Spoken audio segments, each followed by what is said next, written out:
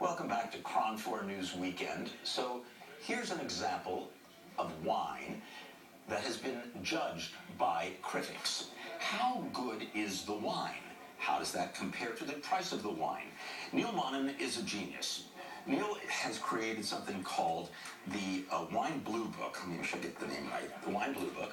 And, well, you explain how this works, because it really is. Yeah, using the critics' scores, take an average score, take the price, the average price, and then compare all those wines to other liked scored wines. Right. So then you develop an index. Anything below the index is great. Anything above, not so great. Okay, so for example, let's take one example here. This is the Erie Vineyards Pinot Noir 2009. From Oregon, yeah. And this is one of the best values, and that is because... Well, this received on average a 91 score, and the average price is $30.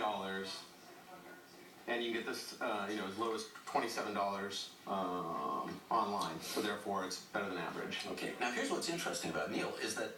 Or excuse me, it's $66 the average score, and this you can get for 30 or lower. Okay.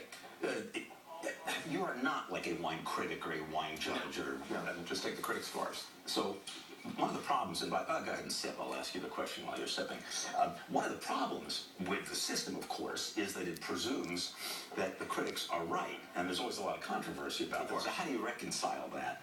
Well, a lot of times I do like a standard deviation to figure out how close the scores are, and more than likely it's very tight, between 1 and 2 points. So a lot of times you just have to, if you really follow the critics, follow the critic that tastes wine that you agree with. So when you're reading the scores and reviews. So you probably think this is just an excuse for us to be drinking wine this early in the morning, and I want to assure folks that it is.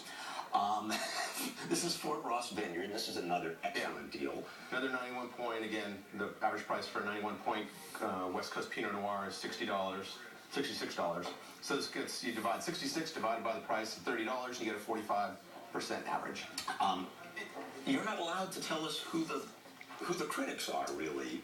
Yeah, you can imply. I can imply they're the major critics. Why is that? Because I don't want any of them coming up and suing me and saying, you're using my 2-digit number and coming up with an average. Okay, I can understand that. Let's go to the third hot value in Pinots. This is Siduri Vineyards 2010 from Santa Lucia Highlands, the Rosellas Vineyard. Now this one, 94 points. One critic gave it a 93, one critic gave it a 94.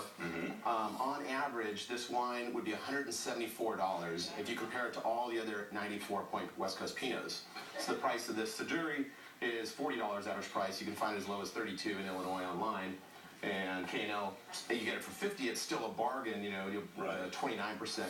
So is it okay if I call you a wine geek? Yeah, definitely. Okay, just call me last time a wine geek. Did I really?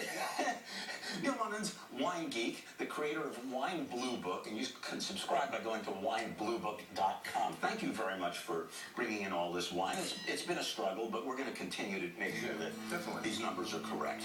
You're watching KRON-4 News Weekend, I hope. Give your home a fresh new look.